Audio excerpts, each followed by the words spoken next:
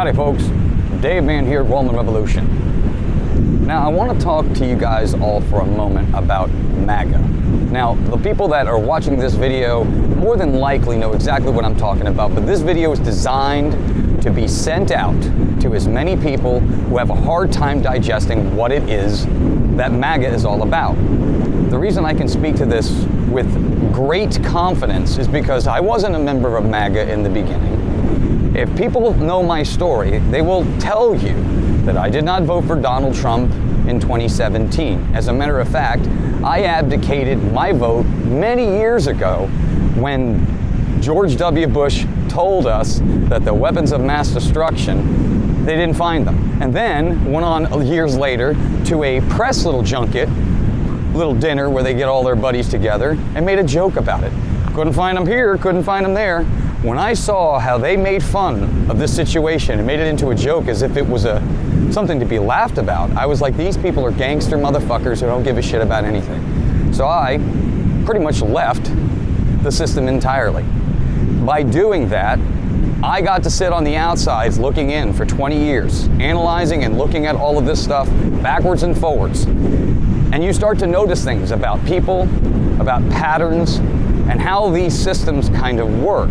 See, Washington is a machine. It gets its name because it operates like one. And if you are a person who goes in there and tries to adjust the machine in any way, it will find a way to try to adjust you right out of the system.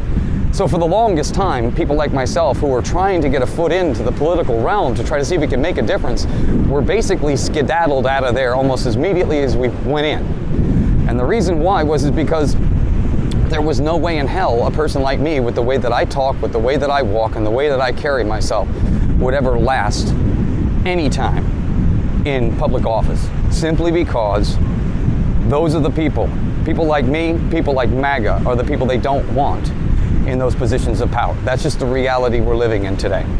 So what we have to do now is let that organic little system play itself out over the next few days. And again, if you have been watching that system, you got to realize that it operates again like this organic machine that you kind of have to take your wins and losses as best you can, but ultimately with the goal of trying to get to a point where we only have MAGA leadership in those positions of power. It's going to take time.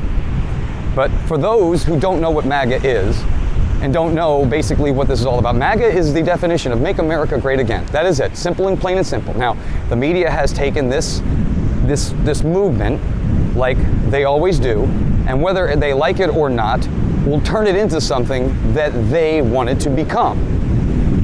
And this is where the opposition, the people that I'm talking to and speaking to right now, usually run into a brick wall. I was just the same way.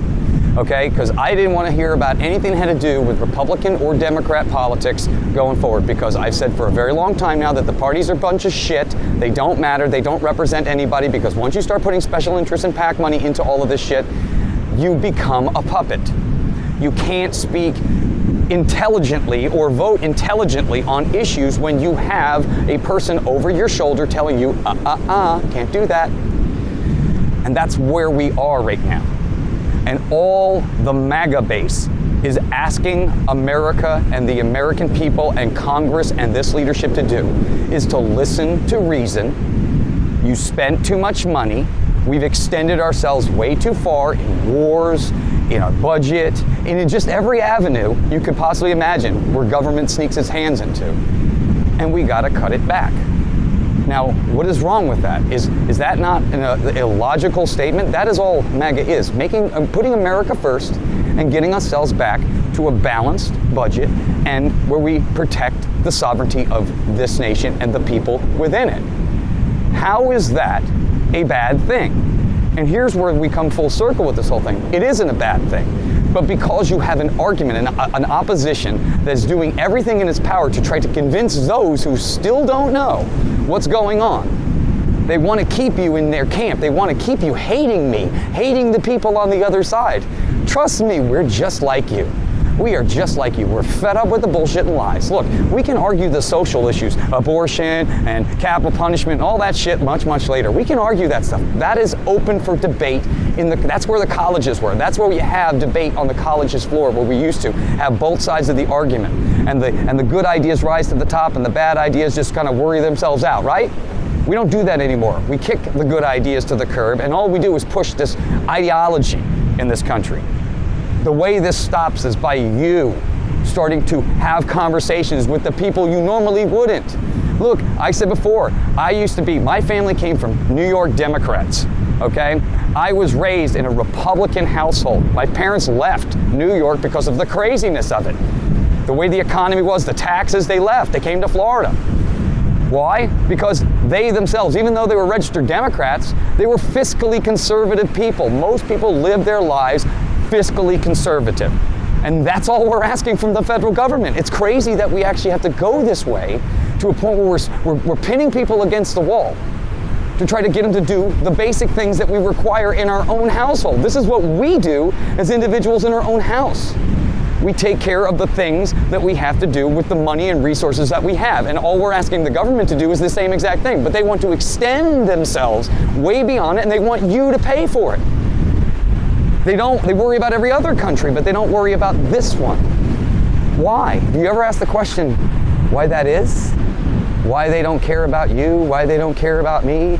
Why is it that they put all these other countries, Ukraine, Israel, first? And America, no. We give all the tax money, but we don't get any benefit from that tax money because it goes to everybody else's interests. Yeah, that's why MAGA exists, because people are pissed off. We're tired of the government stepping in, taking every bit of our treasure and pissing it away or giving it away.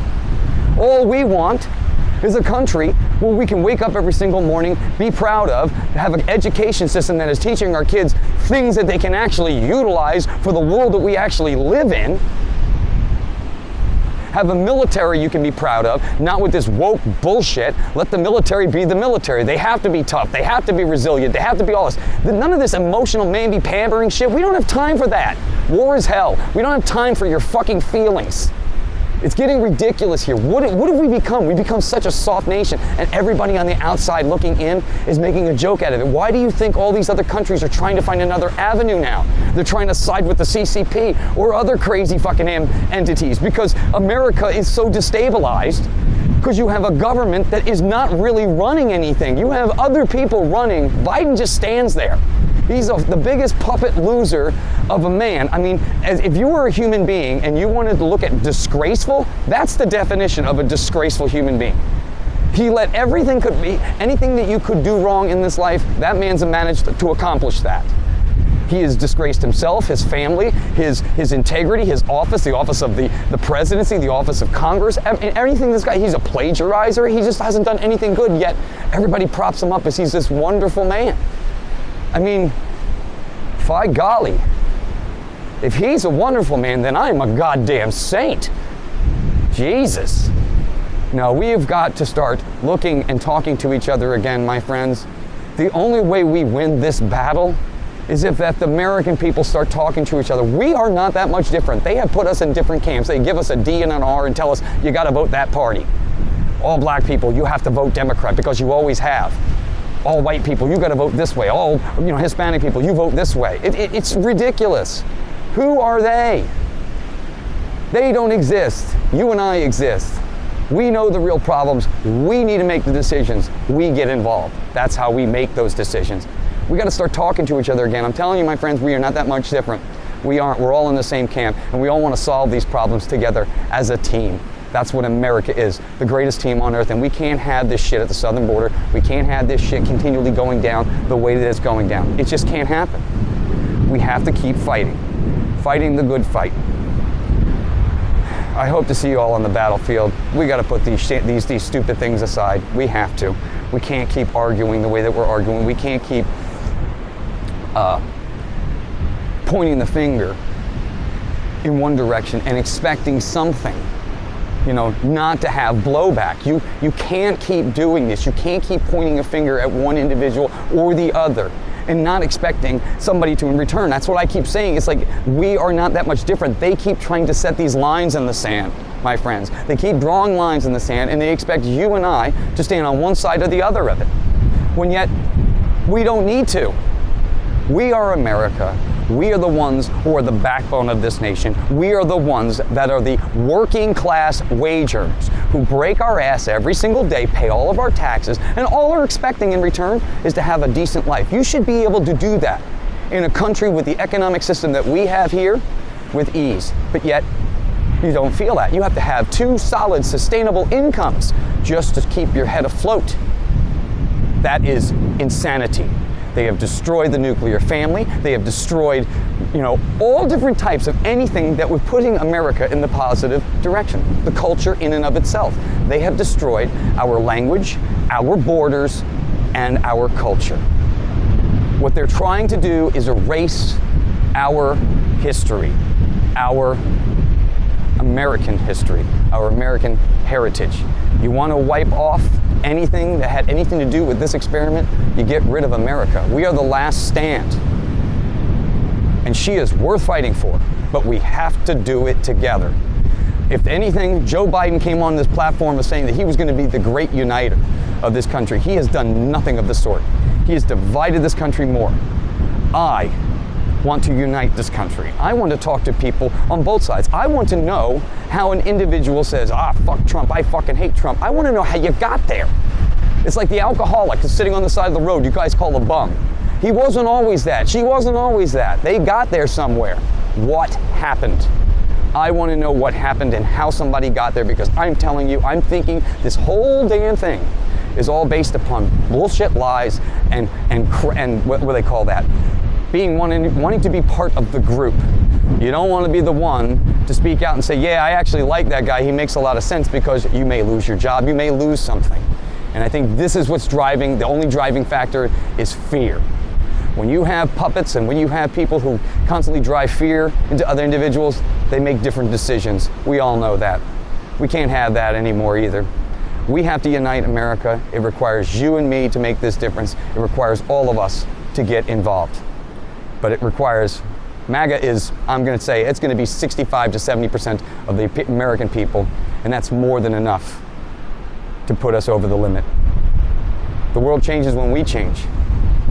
We have to do this together. I hope to see you all on the battlefield. Take care. Talk with you soon.